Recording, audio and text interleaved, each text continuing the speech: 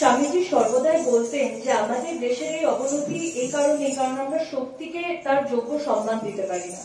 তো তিনি নারী স্বাধীনতা, নারীদের সামনে নিয়ে আসা, নারীদের এগিয়ে নিয়ে যাওয়াতে খুব ইম্পর্টেন্স দিতেন, যেটা আমরা পরে নিবেদিতাকে তিনি বলছেন এটা দেখছি যে নারীদের শিক্ষা দেওয়া দরকার এবং সেটা কোনো পুরুষের হাত ধরে নয়, সেটা একজন নারীর হাত ধরে, এবং নিবেদিতা সেই নারী শিক্ষা নিয়ে এগিয়ে যাচ্ছেন। এরকম অনেক অনেক উদাহরণ আছে।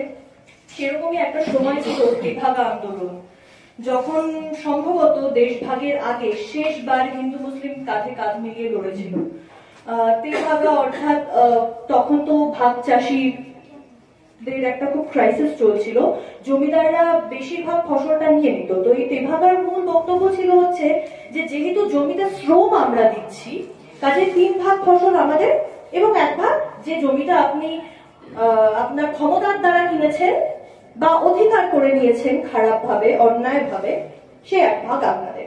এবারে তেভাগা আন্দোলনে হাজারে হাজারে মেয়ে তারা হাতে কাস্তে নিয়ে লড়াই করেছে। তেমনই একজন মেয়ে যমুনাবতী, আমাদের পরবর্তী নিবেদন কবি শঙ্খ ঘোষের যমুনাবতী। নিভন্ত এই চুল্লিতে মা একটু আগুন দে, আর একটু কাল বেঁচেই থাকি বাঁচার আনন্দে।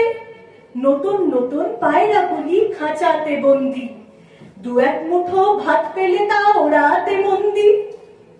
হায় তোকে ভাত দিই কি করে, যে ভাত দিই হায় হায়, তোকে ভাত দেব কি দিয়ে, যে ভাত দেব হায়। নিভন্ত এই চুল্লি তবে একটু আগুন দে, হাড়ের শিরায় শিখার মতন মরার আনন্দে। 2 পারে 2 রুই কাতলার মারুনি ফন্দি, বাঁচার আশায় হাত হাতিয়ার মৃত্যুতে বন্দি।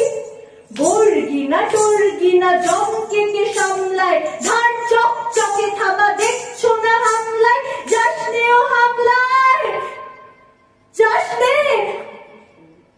কান্না কন্যার মায়ের ধমনীতে আকুল ঢেউ তোলে জ্বলে না। মায়ের কান্নায় মেয়ের রক্তে উষ্ণ হাহাকার মরে না। চললো মেয়ে রণে চললো, বাজে না ডম্বুরু অস্ত্র ঝনঝন করে না। জানলো না কেউ তা, চললো মেয়ে রণে চললো। পেশির দৃঢ় ব্যথা, মুঠোর দৃঢ় কথা, চোখের দৃঢ় জ্বালা সঙ্গে চললো মেয়ে রণে চললো। মৃত্যু এলো, মৃত্যুরই গঙ্গা, মায়ের চোখে বাপের চোখে 2-3টে গঙ্গা। দুর্গাতে তার রক্ত লেগে সহস্র সঙ্গী, যাকে ধক ধক যজ্ঞে ঢালে সহস্র মঞ্জি। যমুনাবতী সরস্বতী, কাল যমুনার বিয়ে। যমুনা তার বাসর রচে বারুদ বুকে দিয়ে, বিষের টোপর নিয়ে। যমুনাবতী সরস্বতী গেছে পথ দিয়ে, দিয়েছে পথ দিয়ে। নিভন্ত এই চুল্লিতে বোন আগুন ফলেছে, নিভন্ত এই চুল্লিতে বোন আগুন ফলেছে।